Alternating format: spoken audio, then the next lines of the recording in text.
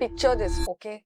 You have worked day and night for your research and you receive that golden email saying that your abstract has been accepted for the conference you applied for. You are so happy and you are overjoyed. But the only problem is what, the conference is there on the other part of the world. And as a student or early career researcher, you have a limited budget. And that is what we are going to explore today. How do these travel grants work? What is the eligibility? Is there any way to fund your entire conference right from your travel, from your hometown to over the conference location and back?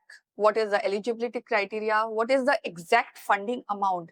And most importantly, how do you actually apply for it? I have prepared the templates for all of these grants and they are linked in the description box for you. By the end of today's video, you will not only know where to find these opportunities, but confidently apply for them and get success in the application forms. Today's video is focused on my Indian audience. Also, please excuse my dental situation. I'm in process for a braces treatment and I got my lower tooth knocked off as a result of it. Today's video is so critical. I was actually trying to put off the filming, but then I thought I'll put my appearances and everything aside and get behind the camera so that I can deliver the information to you. If you want more such videos on fellowship, grant alerts, travel grants, anything related to research and higher education, make sure you subscribe to this channel.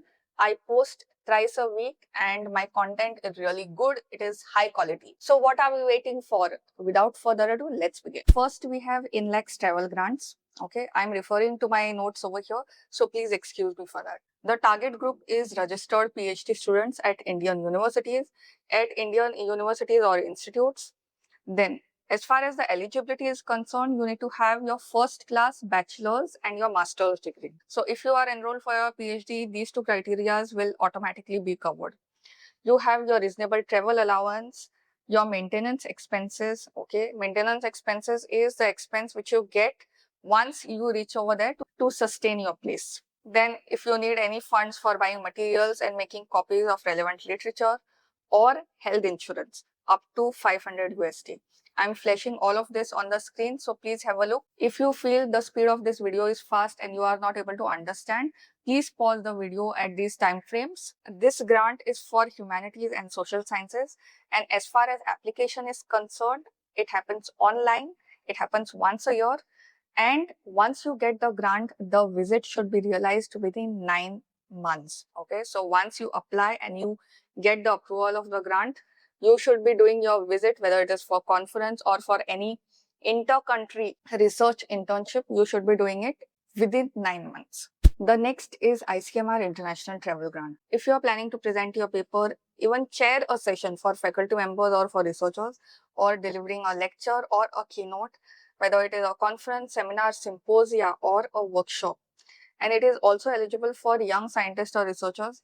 Even nurses and paramedical staff can take benefit from this. This is for biomedical scientists. You will get full travel insurance for economy class, and a registration fee is only provided to young scientists in addition to above support. Usually the term young scientist is referred to any personnel in research if they are below 35 years. Till 2024, the application for this particular grant was offline, but right now it is completely online, which is a really good thing, and there is no deadline for this. So you can apply at any time of the year. Moving on to ANRF travel grant.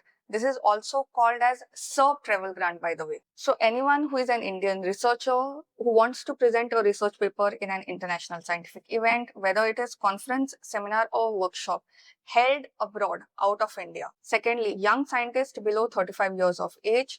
Even if you want to attend any training programs, short-term schools or workshops, then also you can avail of this. You should be an active Indian researcher, and if you are presenting a paper, you should have an invitation or your abstract has to be accepted. Okay, there should be some proof of this. You should have your master's degree in science or a bachelor's degree. So as far as the benefits are concerned, you will be given an airfare and registration fee up to 50,000 rupees. The subjects are natural sciences, including mathematics, engineering and technology, environment and earth sciences, biomedical and medical sciences. The applications are completely online and you have to apply 60 to 90 days prior to the event. By the way, all of these links which are there to these travel grants have been linked in the description box. So don't forget to check out all the official links, direct links for these travel grants. Moving on to DBT grant. This is for Indian scientists and researchers who are actively involved in research and development. Anyone who is below the years of 50 years of age is eligible for this. Investigators as well as co-investigators are eligible. So you have to be working at recognized academic or research institutions in India, must be an active scientist or researcher engaged in R&D in biotechnology or allied areas. So when we say allied areas, this is healthcare and medical biotechnology, agricultural, plant and animal biotechnology, environmental biotechnology and bioenergy, bioengineering and biomaterials. So basically any discipline which is related to life sciences, you can apply for this. As far as the benefits are concerned, you will get an economy class airfare, your all airport taxes or visa fees would be reimbursed, and also a reimbursement of registration fees would be there. As far as the application is concerned, no, this is totally online and you have to apply 60 to 90 days prior. Moving on to the next grant, which is quite popular, that is the CSIR travel grant. If you are a young Indian researcher, whether it is PhD scholar, research associate, resident doctors and other non-regular researchers, whether you are a distinguished scientist or any Indian citizen involved in research and development, you can apply for this. You have to at least have a postgraduate or a bachelor's degree in engineering and should be less than 40 years. You need to have one publication and you should have an accepted invitation or an accepted abstract so that you are eligible for publication over here. As far as the financial assistance is concerned, your airfare goes covered, whether it is airport tax or visa fees, they also go covered. You need to be doing your research in science and engineering for you to avail of this. Now, as far as this particular grant is concerned, the application is offline. Okay, so you need to fill everything and send a hard copy. The application form and guidelines are available on CSIR HRDG website. Fill out the form, get the relevant signatures from your institution, whether it is from supervisor or head of your department. Also, one thing that I want you to note is the application has to reach CSIR campus. Okay, it's in New Delhi. It has to reach over there 2 months in advance. Moving to ICSSR International Travel Grant. So finally, we have a grant which caters to humanities and social sciences. I see a lot of students from humanities and social sciences background complaining that there are less grants for them. But this is one which is specifically for you guys. If you are a faculty member with regular service in public funded universities, colleges and research institute, or a research scholar or a postdoc fellow, then you are eligible for this. You need to have an Indian citizenship, affiliation with public funded university, college or an ICSSR recognized research institute. If you are a faculty, then PhD is mandatory for you. Rest, as I said, research scholars and postdoc fellows are also eligible. They have clearly specified what this grant is not for. So it is not for poster presentation. Okay, it is only for oral presentation. Then it is not for chairing a session or acting as a convener. Secondly, it is not for just attending workshop, training or refreshing courses without presenting a paper. So if you are targeting a conference, you are participating in it, not just attending, and you are giving an oral presentation, not poster, an oral presentation, then you are eligible for this. I really like when the guidelines mention what they don't stand for. As a YouTuber, my work involves going through a lot of guidelines, going through a lot of official documentation which is present on websites to come up with content for you. And when I see a website clearly stating this is what it stands for and this is what it doesn't stand for, when that clarity is there, it is so refreshing for me as a content creator, because then I don't have to go around asking this one, that one, putting mails to the official addresses to ask about whether this means this or whether this means that. So I don't have to do all of that. And this is such a refreshing change on ICSSR website and I really appreciate it. So as far as the benefits are concerned, economy class airfare, you have visa fee, travel insurance, registration fee up to US $200. I think in Indian rupees, it will come to around 18 to 20,000. If you are a research scholar or a postdoc fellow, you will get full waiver. That means whatever amount you specify, you will get all of that. If you are a faculty, you will get financial assistance up to 50% of the cost. However, if you are a faculty from SC/ST category, persons with benchmark disability, you will get full financial assistance provided you give the recommended certification for that. These are all the subjects under humanities and social sciences that you can apply for. As far as the application for this is concerned, this follows a hybrid mode. What does this mean? First, you have to apply online. You take the same form and send it by hard copy over there by post. Moving on to BITS Pilani International Travel Award, Mara College. So if you are a full-time research scholar, okay, this is not available for part-time students. If you are a full-time research scholar at any of the BITS Pilani campuses, whether it is at Pilani, Goa and Hyderabad, this is independent of subjects. That means you may be pursuing any subject. As long as you are a BIT student, you are available for this. You should have completed at least 2 years from the date of admission. You should have had an accepted paper. If you are enrolled for a dual degree program, whether it is BITS, RMIT, or there are other several programs which BITS floats, then you are not eligible for this. As far as the benefits are concerned, up to 1.5 lakh is given for this. Economy class airfare, conference registration charges, lodging and boarding is also covered for this, international travel insurance, visa processing fees, and local conveyance. Local conveyance means once you reach there, whatever travel you take, whether it is cabs or anything, that is included in this. As far as the application is concerned, the application must be submitted to AGSRD through your supervisor. So if you are from BITS, you are already aware that when it comes to research scholar, whether it is a fellowship or any kind of scholarship which is involving PhD students, it is governed by AGSRD. Okay, so you need to be taking care of that.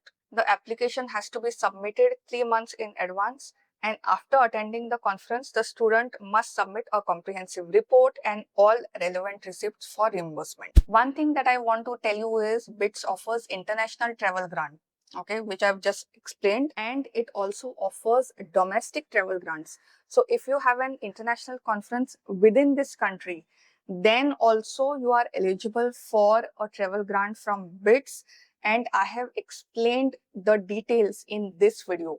The link is there in the description box. I will also put it in the end screen. In this particular video, I have explained all the documentation, even how to fill from start to finish. I have explained, so you don't have to worry about all that. Just watch that video and you are sorted as far as the travel grant is concerned. Now let me speak about how to actually apply for these conferences. Okay.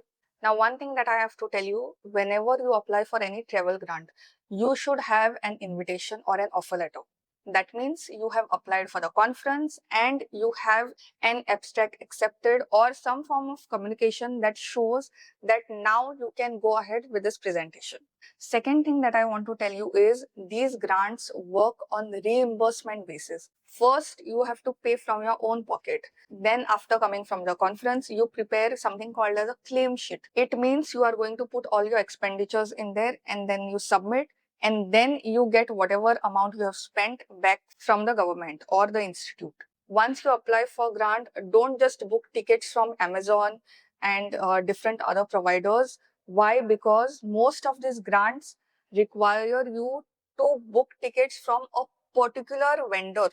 Go through the guidelines carefully and then only book the tickets. The next thing that I want you to tell is most of these grants, unless it is specified that you can be the co-author, they want you to be the first author of the paper that you are presenting. Unless it is mentioned that co-author is also allowed, which is there in really few grants, it makes sense to publish a paper first and then apply for a travel grant. Now that I've given you these details, let's move one by one to the documentation that is required. I'm flashing all of this documentation on screen. I have made a PDF sheet and combined all of this together, and it is there in the description box below. So don't forget to check it out. For the abstract, first you use active voice and present tense for methodology and results. You include specific numbers and statistics. Ensure each sentence adds unique value and tailor vocabulary to conference audience. What do you mean by this? Now let's say I have worked in microbiology domain as well as in chemistry domain. I have worked on LCMS. So if the conference is related to chemistry, Then I will tailor the abstract in such a way that it caters to that audience. It will have all the work so that the chemistry people will understand. Just because your work involves several domains doesn't mean you will write a common abstract and send it to the conference. What the conference is about, you are going to specify all of that in your abstract itself. Keep the abstract for 200 to 250 words. First, you will give the problem statement or the background. Okay, 30 to 40 words you can use for this. Then you will write objective, then methods and approach. Then you will write results and findings, 50 to 60 words, conclusions, 30 to 40 words, and keywords, 3 to 5. You can give any relevant ones. Okay, this is how you write an abstract, and on top, you will have the heading. Then the next thing that is required is a copy of the event brochure or announcement. So whenever you apply to any conference or an event with your abstract, no, that brochure which is there, any information that is given, that you attach. The next thing is your CV. So how will you form your CV for this? So here is a template that I have created. First will be your full name, and then you have your phone number or your email address. You write your summary or research profile. A 3 to 4 sentence paragraph is sufficient. Then you go with your education, you go with your research experience, you write about your research in detail. If you have publication, you can mention that. If you have presentation and conference, you mention that. Teaching and mentoring experiences, or if you have any other experience related to your field, you can include that. I have formed this CV considering a fresher in mind. So even if you don't have any experience, even if you don't have anything else, you can definitely use this format to showcase your research skills strictly based on what you have done in your PhD. The next thing that I want you to keep ready is 500-word write-up of your work. This particular thing is usually not asked in travel grant, but whenever you apply for scholarship or if they ask you to upload any supplementary material, no, I want you to upload this, because this gives an overview of you as a research scholar. It gives you an overview of you as a researcher. And here is a template that I've formed. First, you give your introduction, the research problem and objective. Then you give methodology and key findings. Then you give broader significance and impact. And last, you give conclusion, okay, approximately 50 words, giving the conference connection. That means how will this particular conference help you in achieving your goal in your research? Okay, this is important. This last paragraph is important. Once again, I am repeating, this is not mandatory. It is not usually asked. The abstract is sufficient. But if you really want to prove your candidature, no, then there is nothing like it. एक दो दिन थोड़ा late submit करो, पर इसके साथ submit करना. The next thing that will be required for this is letter of recommendation by your supervisor and letter of recommendation by your HOD. My personal suggestion is take it on a letterhead. Don't just take it on a regular plain paper. Take it on a letterhead. Those who don't know what a letterhead is, every institution has its format. If you ask your HOD or your supervisor, you will get to know. You don't have to worry about that. So take the reference letter on that, and let's see the format for this. Here you can title is that recommendation for so and so. It will be your name, your date, and to the conference travel award committee. So these are all the paragraphs where it is written on behalf of your supervisor. Then you take the signature of the person, the supervisor's name, supervisor's title, his or her university or institution, and his email. This is the format that I've devised for writing or drafting recommendation letters. The next thing which is very important is paisa. Most of these grants have their own formats of a claim sheet. But what if a grant doesn't have it? Then you can use this. You have your personal and contact information, you have your conference and presentation details, and a detailed breakdown of expenses, whether it is registration fee, conference registration, what is the currency, and what is the amount. So you fill all of this, there is a declaration, and you have required document checklist. Use this template as a reference in case the travel grant does not provide its own. And also somebody who has availed of these travel grants. I had applied for BITS travel grants, which I got, and my entire, whether it was lodging or travel expenses, everything got funded. As someone who has actually availed of this grant, let me tell you, each receipt you need to preserve and keep, okay, till the money doesn't come into your account. Make a folder in Google Drive, label it as travel grant, and dump all your receipts over there. Whenever there was an expense, I used to ask for a receipt, उसका photo निकाला और upload किया cloud को. So keep a record of that. This will come really handy. During the travel, you will be on the moon. And once the travel is done, you will come on the ground. Once you are on the ground, you will have to look at the expenses, right? Otherwise, you will not get your paisa. So that is it for you. That is how travel grants work. Never apply for a conference without a travel grant. Have you applied for any travel grant?